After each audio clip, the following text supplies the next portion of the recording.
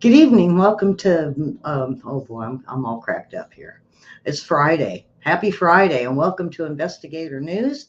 And I'm your host, Ellie Holder, and this is a weather and lifestyle news show. I'm making typos all over the place in chat, so we're all having a big crack up about it. My microphone is in the way of my keyboard, so I'm typing this way, and I'm making typos. I'm guesstimating. My guesstimations are wrong, huh, Karen? Uh, Karen, I don't know if she knows to fall over laughing and cry and or throw popcorn at me today, but it is Friday. Boy, I'm sleepy.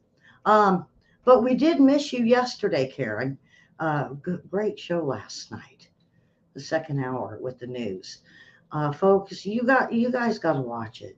You just got to watch it, and it's up to you. That's why I put the news show separate. Um, yeah, face blue, smiling, happy face. No blue face. You're a smurf when you do that. No smurfs. I don't know. You know, they're blocking little people from some of the makeovers of some of the movies. Why? Why are they doing that? There's so many, it's such talented uh, little people out there. What do you call them? Little people. That's the only thing I could think of, and it's not. I'm not being racist or mean. They're just little people. And I thought I had my. We thought we got our computer settled down, and no, it's still acting up. I'm gonna spend this weekend, and uh, we're gonna. I think we have to tear it apart and put it back together again. And Humpty Dumpty, maybe it'll be better again. Oh heck, I rhymed there, Karen. So weather. Boy, I was wondering why we're getting all this weather from the south. And come to find out, Mexico is seeding clouds. Is it El Nino or is it Mexico seeding? Why is Mexico seeding clouds? Because it's too hot and they need some rain. I mean, Mexico's already dry and desert, but they do have mountainous deserts to where they need the rain. So is the rain? Is it El Nino? Is it this climate, whatever, or is it cloud seeding? Now, I keep mentioning this, and no one ever talks about it. The government, it's taboo. So, little people. So, hi, William. William, boy, I got lots of good questions for you.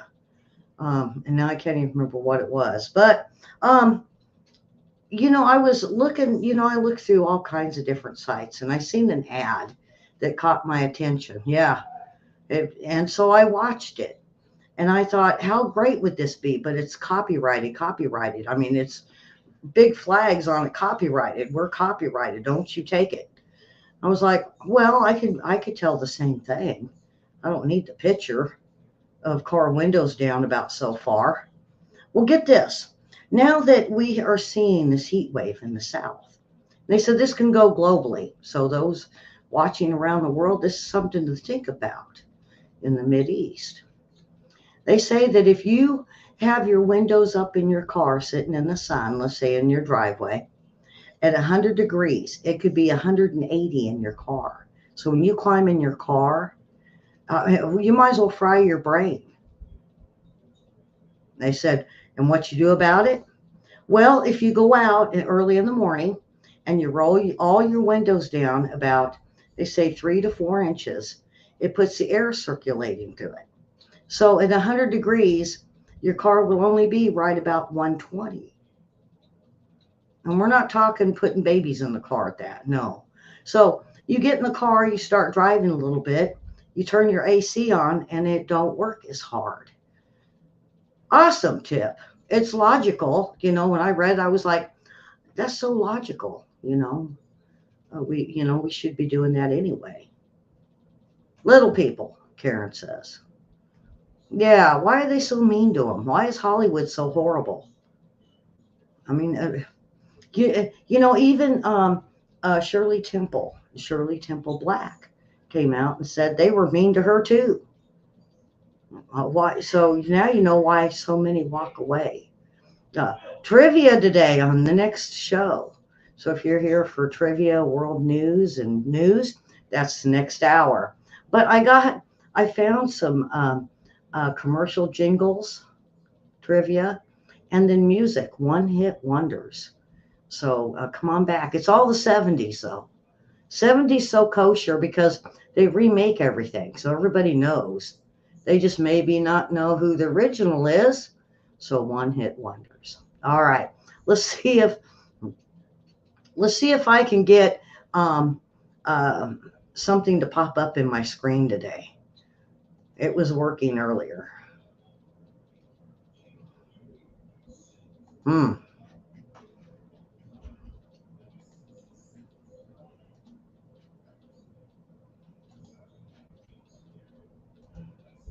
Ah, there we go. There we go. Uh, and you know the name might be Miss Davis. I don't know William. I don't know. Um, what was it? William, Frozen Worm, 1960. That's what it was. Did you ever hear about that one? So William, I hope you're listening. I seen this thing today going through some old documentaries, and I seen a thing on Frozen Worm, 1960, something with the Arctic or Antarctic or Arctic, I believe. We'll have to talk about that because they're different. Yeah, and it's not even their different color; they're just short. And you know, a lot of them have health issues. We're talking little people again. Um, what's the problem with everybody has with them? I've met a few of them. In fact, I met the I don't know what you call it. Her parents were, but she was 4'5". Now and then later on, I got to meet her and her kids were about 4'5", 4'8". So they were getting taller as the generations went. So, you know, when I heard about this article, I hit her up on Facebook and I said, "Hey, you got grandchildren yet?" And she said, "Oh, yeah." She had one that was 20. And I said, "Not to be mean or nothing, how tall are they?" And she said, 4'9". Her grandkids, she's got 13 of them now. And they range between 4'8" and 4'9". Now, how weird is that? Is that the next level? I don't know. Next height? The next generation. Well, yeah, Karen's right. They can have average sized children. Boy, we're in a discussion on little people today. I haven't even got to the weather. And then earthquakes. Karen, Susan, where's Susan today? Oh, there she is. One hit Kentucky. So I'm thinking it could go over even further. But let's get with the weather and even no, you can't have them 6 foot. That makes me a midget, Karen. I've shrunk. I swear I'm like 3 foot now. So yeah, I keep looking over in the chat and it's going. Jump, if you're just watching, jump in, make a comment, say hello. Where's um the one with the trains? Watching. Where is she at? I think she left without even trying to get a hold of me. Huh? We shrink as we get older. I swear I'm 3 foot. No, I'm probably. Boy, we're having fun. It's Friday, folks. Let's have a little fun. Uh, no, I'm probably still 5'4". I don't think I shrunk any. I just got wider, so I feel shorter. I look in the mirror and I'm like, yeah, I because I'm going out, I must be shrinking, and that's where it's all going is outwards. All right, let's get to the weather. A cold front moving east across the country is going to keep the severe weather moving east across the country this weekend. We'll start with Saturday. Here's where we're looking at some of the strongest of storms to be back through the plains. So places like Kansas City, Wichita, Dodge City, Omaha, you were looking at severe storms in your forecast for Saturday. Now remember, these repeat rounds of rain could bring localized flash flooding. That will be a big concern, along with the threat of wind, hail, and of course, we can't rule out tornadoes. So there's a look at the timing as we go through our Saturday, and you can see scattered showers and thunderstorms. Now on Sunday, this system moves into the Midwest, down into the Ohio and even Tennessee Valley. And then by Monday, there it is over the Mid-Atlantic and the Northeast. More storms to kick off the work week. Yeah, there we go. We need the storms all the way across. Now, if back at the beginning when I wonder if I could find that because oh come on, go backwards.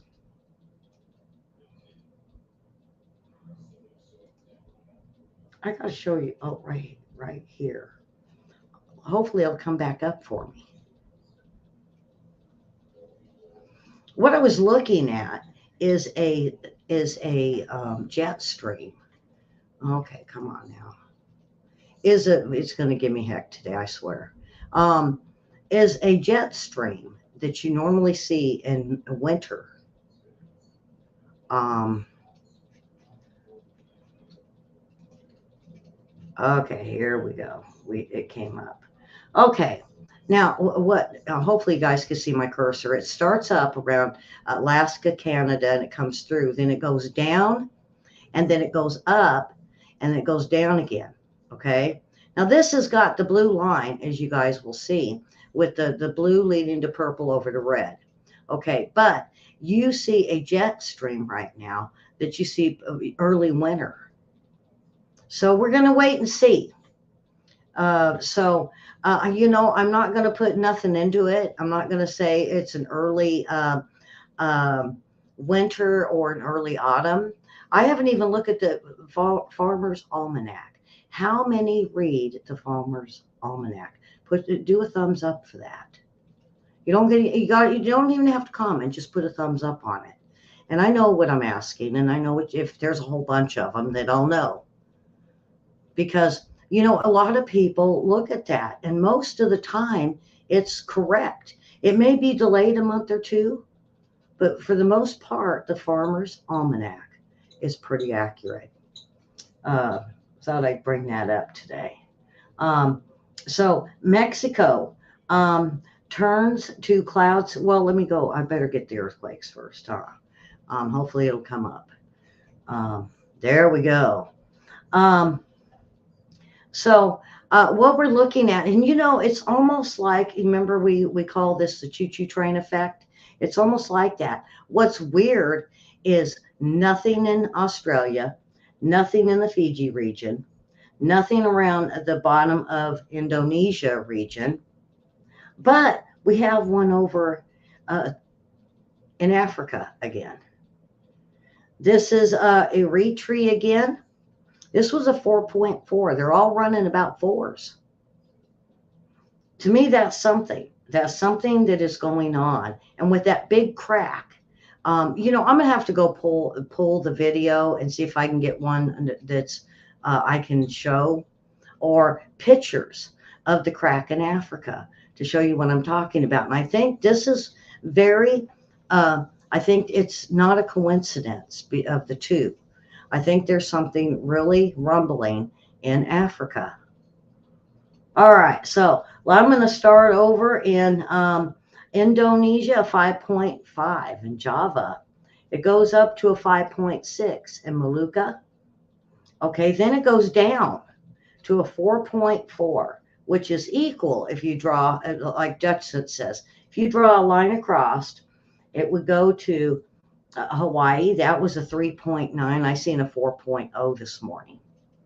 So that's a 4. And then we see it's down a little bit, but a 4.3 in Colombia. Then we have that 4.4 in Africa. And then if you go up a little bit, you get a 4.9 in China. Wow. There's another one over the Indonesia around India. That one was a 4.6. So we see the fours. We had a 4.4 in Japan, Honshu. Then we go on up, and what do we have? A 4.0 with the Aleutian Islands. 4 and 4 and 4 and 4. Remember, we had fives. It went down, and we're busier. We've been having 2.5s or 2.5s to 5.5s in the last, and only 25 of them. Now we're up to 38 earthquakes today, and they're all back down to the fours. Are they calming down? I don't think so. I think it's widespread. A 3.7 Alaska, Chignik, Alaska 2.9, Alaska Peninsula 3.8, Pedro Bay, Alaska 3.8. All of these could be easily fours. Then a pile up at the Gulf of Alaska 4.2. Now what got me was, let's go on the San Andreas fault line. 3.3 off the coast of Oregon. Then we had one Port Orford, 2.5. Fall River Mills, California, 2.5. These are places we haven't heard of yet. Tom's Place, we've heard of Tom's Place before, probably about a year ago, 2.5. Then we have Banning, California, 3.0. And then it stops. It doesn't go into Guatemala or any of that, but it goes over to White City, New Mexico. We haven't heard of an earthquake there in over a week. And then it goes up to the east, toward the east, in Lancaster, Kentucky. That was pretty deep. It was about 15 miles deep. So I'm not sure if they would have felt it there in Kentucky. They could have. Someone sensitive could. Or animals. Now, one just happened in Antonia, Puerto Rico, but it was very small, a 2.9. All of these are right around 15 miles deep, a lot of these earthquakes. They're running about the same. Now, how weird is that? That it's all about the same depth, no matter if it's a 2.5 or a 4.4, it's all about the same depth. Then we had 5.1 in Colombia. Then we go down to Vincina, Argentina, of 4.5.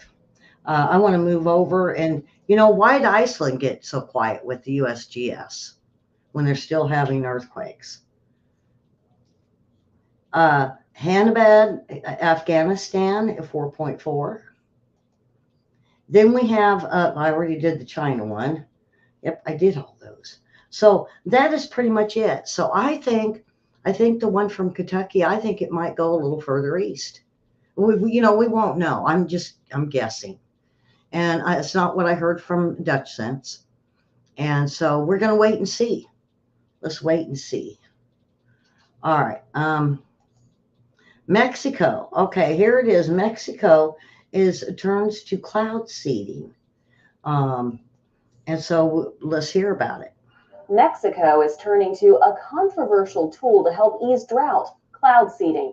Now, this is a process where tiny particles of silver iodide are released into clouds. Moisture gathers on the particles and eventually comes back to Earth as snow or rain. Cloud seeding has been used in parts of the western U.S. for decades to help increase snowpack for both the ski industry and the water supply. Experimentation with it in Mexico dates back to 1948. The newest effort, in its third year, aims to provide water to farmers and livestock. Opponents fear that cloud seeding could harm people or the environment, although studies have deemed it safe. But researchers at Mexico's Institute of Atmospheric Sciences and Climate Change say it isn't the best way to fight drought, especially since it relies on clouds being present to work. Well, what I have to say is one of the first times I got a strike from Facebook was for cloud seeding. They said it was a conspiracy theory. They said they've been doing it for decades. The NASA, the weather people, news people, they have all been denying this happening for decades. And of course, we know that they've been working on cloud seeding since the 1950s. It's called, weather control, weather manipulation. Huh. I found that just very interesting that they're finally going to say this.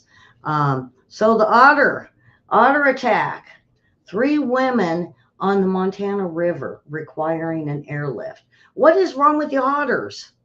I thought they were cute little fuzzy guys in the water, like beavers. Why are otters becoming aggressive? They were floating on inner tubes on the Montana River, they say, and in parks that the women were about 3 miles upstream. And an otter approached the group and then suddenly attacked them. The women got out of the water and the otter did swim away, they say. One woman sustained very serious injuries to her face and arms and was flown by helicopter to the hospital.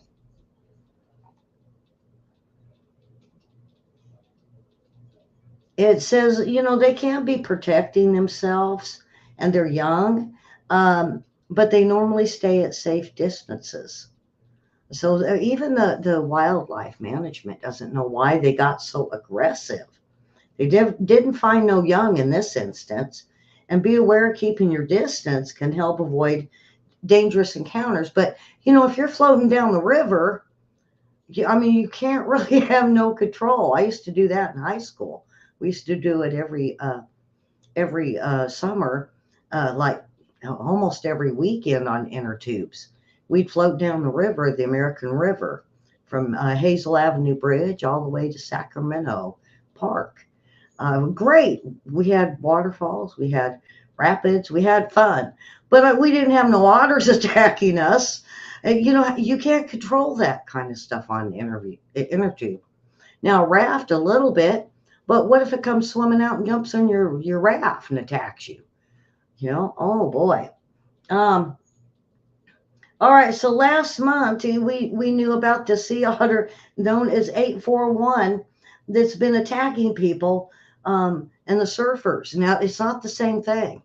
This one here is surfboarders on the coast of Santa Cruz. This is in Montana. So it's not even the same group of otters. They're not even cousins. Well, maybe they could be. I don't know. Karen, do you think they're cousins? Distant cousins? No, I don't think so. You know how many miles it is? It's like 1,000 miles? California to Montana? Boy, otter attack, revenge of the otters. So stay away from them, folks. They're attacking. Well, at least we're not hearing opossums attacking yet. A raccoon will. A raccoon will definitely chew your finger off. They're mean, folks. Stay away. All right, Pennsylvania man attacked by a bear walking into his garage. He said he's counting his blessings. He said he survived a bear attack at his home. He encountered it on home video. And the video shows a medium-sized bear strolling onto a couple's property. And this is in Danville, Pennsylvania. Ladies, did you hear about that? I almost called you girls. You guys would have thrown popcorn at me. Yeah, I almost, did you hear that? Did you catch it, Karen? I almost said girls in Pennsylvania. And disappearing into the garage as 2 cats watch. So moments later, John Schwartz appears on screen and he walks into his garage not knowing what awaits him there. 10 seconds later, the cats appear startled by a noise and jump out of the chairs. And you know what the cats did. Yeah. Of course, we know what the cats did.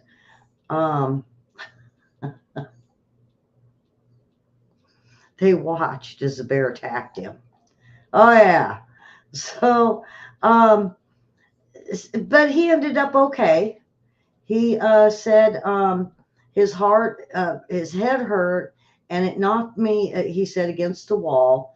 And little did I know that I received a video of what happened outside. I didn't realize the bear fell over and continued down the sidewalk after that. So he had injuries and he had blood coming down, but he ended up being okay.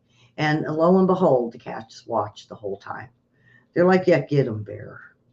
Get him, bear. He quit buying us cat food last week. That's not what it said, honestly. I made that up about the cats not getting cat food. All right, California wildfire. Here we go again. They said they're being fueled by erratic winds. There's got to be a spark, folks. Wind doesn't cause wildfires. And the Mojave National Preserve ballooned over the weekend. Now, there was already a fire there, but so many times in the last few years, even the Paradise Fire, they said it was fueled by strong winds or Santa Ana winds. Now, we knew this, and in fact, they even said the Santa Ana winds were up in Northern California. Well, Santa Ana is in the Southern California. I like how they seem to make up this stuff. Well, don't say that fires are fueled by erratic winds. It's got to take a spark. And if you're burning stuff, it's allowed in pretty much all the states. And it's windy, don't do it. Just don't do it. But the Mojave is really bad. A lot of cherished cactuses are being burned. Now this one here got me. Green, near Green, Tennessee. Now everybody knows Jack Daniels. We see the commercials. But Nathan Nearest Green rose from inhumanity of slavery to lift American spirits around the world. Green lived in bondage in years before the Civil War. He operated a farmhouse distillery for a minister, and he slaved a slaved owner, and a grocery store operator, Dan Call, in Lynchburg, Tennessee. And the boy opened Jack Daniels Distillery in 1866. He hired Green, newly emancipated a year earlier, and operations of the first master distillery. So Jack Daniels was basically owned, but it was partnered and operated with freely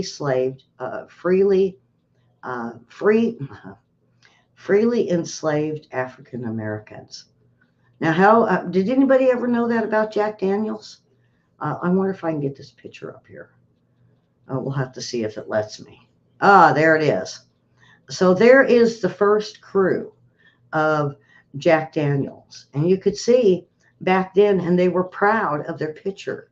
And they said they put it up all over because back then there wasn't a real big problem with showing African Americans. Now, the Indians didn't like their picture taken, but they didn't care. African Americans were proud.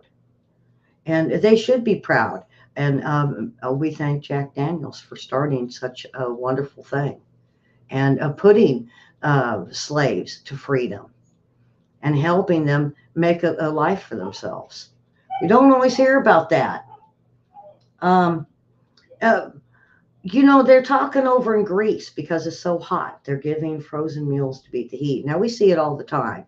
We see the zoos with frozen big blocks of ice with fish and stuff in it. I do that for my dogs, folks. If you've never done it before, try it. I get beef or chicken broth, something that's not salty. I get a can of dog food with all the little chunks in it, and I put even little doggy bones in it. I put doggy treats in it, doggy food in it, a little bit of mixture of everything. And then I freeze it. And I give it to my dogs for treats. If you've never tried it, try it, folks. Little doggies love it on hot days like today. Some won't touch them. I've had quite a few dogs that look at me like, you crazy woman, what are you thinking? It's frozen. You could have put it in a dish and I would have ate it. No, you froze it. And I have other dogs that just eat these ice cubes up. Like my two puppies right now, they love them. The newest puppy can't get enough of them. He runs to I've been blocking him so he can't have free roam. And I open the sliding door that goes into my kitchen, and he runs in there and runs to the fridge, and he's howling for them. He can't get enough of them. All right, I got to watch my time. Uh, um, there is the world's boy. This little robot really caught my attention. It's a hamster ball robot that can fly and crawl. It's one of the newest. I can't even say it's a drone, but it can fly. It can roll. So it can be airborne and it can roll on the ground. Let's see if I can get this thing up. Oh boy, here we go. I did get it up.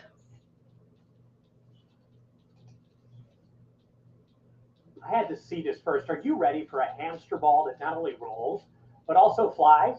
I'm the Cyber Guy. You can follow me at cyberguy.com for all my tech updates. That's where you can also sign up for my newsletter by clicking that little red button. Let's talk about the game changer in robotics. The Hybrid Mobility Robot, or HMR for short, is from Revolut Robotics. Envision this. It's a spherical cage gliding across the ground, moving with ease in all directions. The secret? A pair of gyroscopic gimbal rings inside that allow it to maintain balance and navigate effortlessly.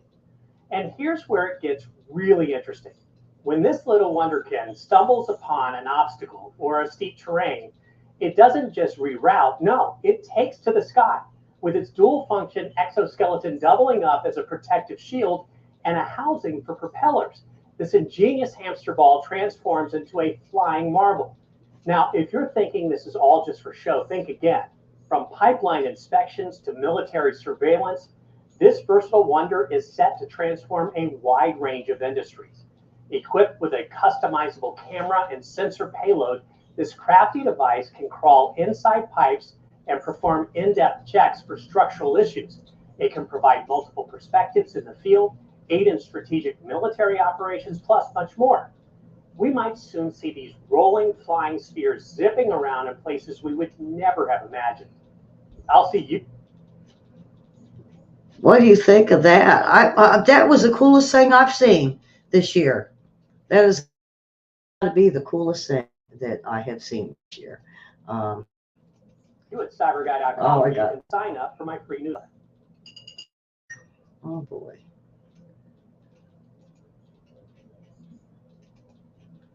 All right, wouldn't let me go. All right, so we're down to the funny list for the week, the end of the week, I should say. Happy Friday, folks. Going to be a great weekend. It's going to be cooler across the states.